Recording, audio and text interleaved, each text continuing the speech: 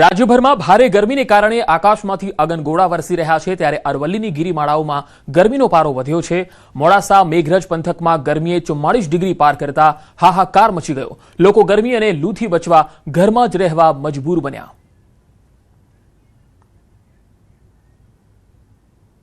અરવલ્લીની ગિરિમાળાઓ એ હદે ઉનાળામાં તપી રહી છે કે પારો 44 ડિગ્રીને પાર ગયો છે। તમને હાઈવે બતાવીશ કે શામળાજીથી મોડાસાના હાઈવે ઉપર આપણે ઊભા છીએ, પરંતુ તમને નહિવત ટ્રાફિક જોવા મળશે, જાણે કે કર્ફ્યુ હોય એવો માહોલ હાલ જોવા મળી રહ્યો છે। આ તરફ મોડાસા શહેરમાં જવાનો માર્ગ છે, સોમવારનો દિવસ છે, પરંતુ ટ્રાફિક ખૂબ ઓછો જોવા મળી રહ્યો છે। આ તરફ શીરડીનો જે રસ આપતા, જે શરબત આપતા જે લોકો છે ગરમીથી બચવા માટે શરબતનો સહારો લઈ રહ્યા છે, શીરડીનો સહારો લઈ રહ્યા છે, ઠંડા પીણાનો સહારો લઈ રહ્યા છે।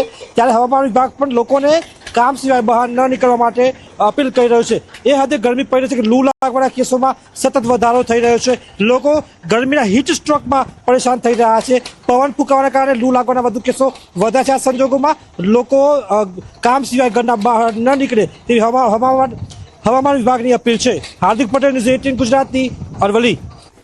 ગુજરાતનું ચેરાપુંજી ગણાતા ડાંગ જિલ્લામાં વર્ષે 100 ઇંચથી પણ વધુ વરસાદ થતો હોય છે, પરંતુ ઉનાળો શરૂ થતાં જ અહીંયા પાણી માટે હાહાકાર મચી જાય છે। સુબીર તાલુકાના ઉગા ગામમાં હાલ પરિસ્થિતિ અત્યંત ગંભીર છે।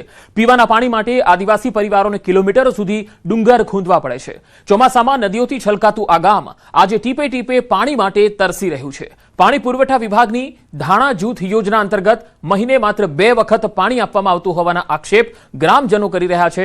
મહિલાઓ બાળકોને ઘરે મૂકીને પાણી માટે દૂર સુધી જવા મજબૂર બની છે। ગામમાં નળ હોવા છતાં પાણી ન આવતા લોકોમાં ભારે રોષ જોવા મળી રહ્યો છે। બીજી તરફ પાણી પુરવઠા વિભાગના અધિકારીઓ કંઈ પણ બોલવા તૈયાર નથી। હવે પ્રશ્ન એ છે કે રાજ્યના સૌથી વધુ વરસાદી જિલ્લામાં જ પાણી માટે લોકો કેમ તરસી રહ્યા છે? પાણીની વ્યવસ્થા છે ને પણ મહિનામાં 2 વખત પાણી આપે છે, અને ત્યાં બધી બહેનો ભેગી મળીને એક કુંડાળું જેવું બનાવ્યું છે સિમેન્ટનું, એમાંથી અમે પાણી ભરીએ છીએ, અને ત્યાં જ ઢોરોનો એ ગઠણ જેવું છે, અને ત્યાં અમે પાણી ભરીએ છીએ, અને વાસણથી બધી બહેનો એમાંથી જ પાણી ભરીને વાપરતી છે, અને પેલા ઢોરોનો એ સંડાસ ને ઉડીને તેમાં આવતું છે તે પાણી અમે પીએ છીએ। લોકોના પાણીના પ્રશ્નો લઈને ખાસ રજૂઆત દર વર્ષે રજૂઆત કરતા હોય છે, અને ગામડે ગામડે જઈને સમસ્યાનો લોકોને પીવાનું પાણીની જે સમસ્યા થઈ રહી છે એ બાબતે અમે કલેક્ટરને પણ રજૂઆત કરી, પણ ખાસ એને ફરક પડ્યો નથી। આવનાર દિવસોમાં લોકોને સંગઠિત કરીને બહેનો, મહિલાઓ અને ભાઈઓ મળીને અમે કલેક્ટર કચેરીએ ધરણા નાખીશું એવું આયોજન કરીશું। ગુજરાતનું ચેરાપુંજી કહેવાતો ડાંગ જિલ્લો, ડાંગ જિલ્લાની અંદર ચોમાસામાં 140 ઇંચથી વધુ વરસાદ વરસતો હોય છે। દ્રશ્યમ બતાવવાનો પ્રયાસ કરીશ કે ડાંગ જિલ્લાના સુબીર તાલુકાના ઉગા દહેર ગામે જે પાણીની સમસ્યા છે, સમસ્યાના દ્રશ્યો તમે જોઈ શકો છો કે સમગ્ર ગામની મહિલાઓ જે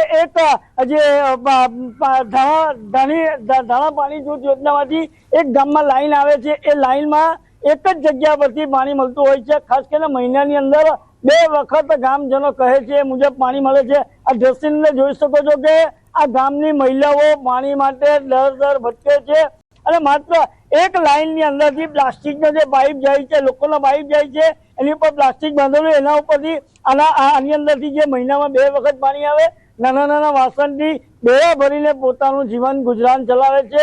ચૂંટાયેલા સદસ્યો પણ અને ધારાસભ્યો અને સાંસદો પણ માત્ર મત માંગવાની માટે જ અહીંયા આવે છે, અને મત માંગ્યા બાદ આ ગામની સ્થિતિનો ચિતાર જોવા નથી આવતા। આ ચોક્કસપણે દ્રશ્ય જ આ પાણીની સમસ્યાના થઈ જાય છે। કેતન પટેલ, ન્યૂઝ 18 ગુજરાતી, ઉગા દહેર, ડાંગ। બનાસકાંઠાના પાલનપુરના જગાણા ગામ પાસે ખેતરમાં અચાનક રીંછ દેખાતા લોકોમાં ભય ફેલી ગયો। 4 થી 5 કલાકની જહેમત બાદ ફોરેસ્ટ વિભાગ અને પોલીસની ટીમે આ રીંછને સફળતાપૂર્વક પકડી અને પાંજરે પૂર્યો। આ દરમિયાન મોટી સંખ્યામાં ગામજનો ઘટના સ્થળે દોડી આવ્યા, અને વધતી ગરમી અને પાણી ખોરાકની અછતને લીધે જંગલી પ્રાણીઓ રહેણાંક વિસ્તારો તરફ આવી જતા હોય એવી શક્યતા છે। સમગ્ર ઓપરેશન દરમિયાન ફોરેસ્ટ વિભાગે ખૂબ જ સતર્કતા અને કુશળતા દાખવી, જેના કારણે કોઈપણ પ્રકારની જાનહાનિ થઈ નથી।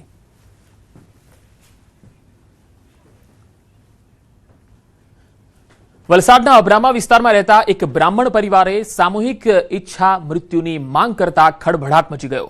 પરિવારના સભ્યો વલસાડ કલેક્ટર કચેરીએ પહોંચ્યા અને ઈચ્છા મૃત્યુની લેખિતમાં રજૂઆત કરી। સુરેશભાઈ નાઈક તેમના પત્ની, 2 પુત્રો અને એક દિવ્યાંગ પુત્રી સાથે રહે છે. પરિવારમાં આર્થિક તંગી ન હોવા છતાં વર્ષોથી ચાલતા માનસિક તણાવે આખા પરિવારને તોડી નાખ્યો છે. નાનો પુત્ર છેલ્લા 25 વર્ષથી દારૂ અને અન્ય વ્યસનોનો શિકાર છે. પરિવારના આક્ષેપ પ્રમાણે નશાની હાલતમાં ઘરે આવી તે મારપીટ, ગાળાગાળી અને તોડફોડ કરે છે. પરિવારનો મોટો પુત્ર પણ માતા પિતા અને દિવ્યાંગ બહેનની જવાબદારીને કારણે આજ દિન સુધી અવિવાહિત રહ્યો છે. પરિવારનું કહેવું છે કે અનેકવાર સમજાવટ અને પોલીસમાં રજૂઆત છતાં કોઈ ઉકેલ આવ્યો નથી, જેના કારણે હવે આખો પરિવાર માનસિક રીતે કંટાળ્યો છે. આ તરફ કલેક્ટરે પરિવારની રજૂઆત સાંભળી તેમને સમજાવવાનો પ્રયાસ કર્યો હતો અને જરૂરી કાનૂની મદદની ખાતરી આપી. હું મારા નાના દીકરા માટે આવેલો છે, કંટાળીને ઈચ્છા મૃત્યુ માટે આવેલો છે. અમે સમસ્યા એ નાનો અમને 20 વર્ષથી અમે ભોગતા છીએ. ગાળમ ગાળ કરે, તોડફોડ કરવાની વાત કરે, મારવાની વાત કરે. એના લીધે પોલીસ કેસ કરેલી એ પછી એમને ગેરનો મેટર આમ કહીને જજ સાહેબે એને છોડી દીધો. ભારતના સંવિધાનમાં એવી કોઈ જોગવાઈ પણ નથી કે કોઈ એવી રીતે પોતાની ઈચ્છા મૃત્યુની માંગણી કરી શકે છે. એમના નાના દીકરા સાથે એમની જો સંઘર્ષ ચાલી રહ્યો છે એમનો, એના માટે સિનિયર સિટીઝન એક્ટ હોય છે, એમાં શું કાયદાકીય જોગવાઈ થઈ શકે છે, એના માટે હું આજે મારો જો પ્રાંત વલસાડ છે પ્રાંતને હું એમને ઘર મોકલીશ અને એમના દીકરાને સમજાવવાનો પ્રયત્ન કરીશ. અને છતાં પણ જો ન માને તો જૂનો CRPC જો હતો એમાં કલમ 106 થી માંડીને 110 સુધી જો પાબંદ કરવાની જોગવાઈઓ હતી તો એનો પાબંદ કરવામાં આવશે અને છતાં પણ ન માને તો પોલીસ ફરિયાદ કરવામાં આવશે. રાજકોટ જિલ્લાના કોટડા સાંગાણી તાલુકાના નારણકા ગામ નજીક ફોરેસ્ટ વિસ્તારમાં મળેલી વ્યક્તિની હત્યાના કેસમાં પોલીસે પતિ પત્નીની ધરપકડ કરી. તપાસમાં સામે આવ્યું કે મૃતક વિજયદાસ દુધરેજિયા અને આરોપીની પત્ની વચ્ચે છેલ્લા 2 વર્ષથી પ્રેમ સંબંધ હતો, જેને લઈને આરોપી સુરેન્દ્ર પ્રસાદે પત્ની સાથે મળી હત્યાનું કાવતરું રચ્યું. ઘરે બોલાવી સ્ટીલના પાઇપથી હુમલો કર્યા બાદ દોરીથી હાથ પગ બાંધી કારમાં લઈ જઈ કુહાડી વડે ગળા પર ઘા મારી હત્યા કરવામાં આવી. રાજકોટ ગ્રામ્ય LCB અને કોટડા સાંગાણી પોલીસે CCTV ફૂટેજના આધારે આરોપીઓ સુધી પહોંચી હત્યામાં વપરાયેલ સ્ટીલનો પાઇપ, કુહાડી અને કાર કબજે કર્યા છે. મૃતક રિક્ષા ચાલક હતો અને પોતાના વૈવાહિક જીવનથી અલગ રહેતો હોવાનું સામે આવ્યું. હાલ પોલીસે આરોપી દંપતીની વધુ પૂછપરછ હાથ ધરી છે. તાત્કાલિક 2 આરોપીઓ સુરેન્દ્ર બિહારી પ્રસાદ અને રીતા સુરેન્દ્ર બિહારી પ્રસાદ નાઓને અટક કરવામાં તાત્કાલિક કરી અને કોટડા સાંગાણી પોલીસ સ્ટેશનને વધુ તપાસ માટે સોંપવામાં આવેલ છે. સ્વિફ્ટ કાર પણ કબજે કરવામાં આવેલ છે અને વધારે તપાસ ઊંડાણપૂર્વકની હાલમાં કોટડા સાંગાણી પોસ્ટ દ્વારા ચાલુ છે.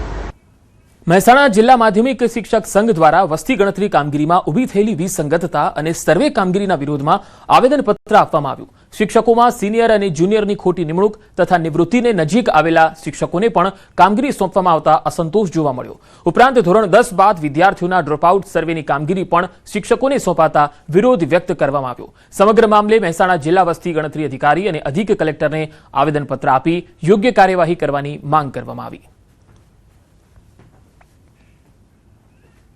વસ્તી ગણતરીની વિસંગતતા બાબતે આવેદનપત્ર આપ્યું છે. 4-5 મહિના કેટલાક શિક્ષકોને વાર છે, એવા નિવૃત્ત થતા શિક્ષકોને પણ વસ્તી ગણતરીનો આદેશ થયો છે. તો આટલી ગરમીમાં એમને આરોગ્યને જોખમ છે, તો એવા શિક્ષક મિત્રોને નો આદેશ રદ થાય અને એની જગ્યાએ બીજા કોઈ કામગીરી બીજાને સોંપાય, એના માટેની અમારી રજૂઆત હતી. જે વસ્તી ગણતરી, ચૂંટણી અને ડ્રોપઆઉટ સર્વે, એમાં હંમેશા અમારા શિક્ષકો સતત તૈયાર છે.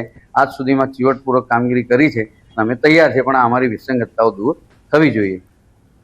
પોરબંદરની JV ગોઢાણીયા પ્રાથમિક શાળામાં ફી બાકી હોવાના કારણે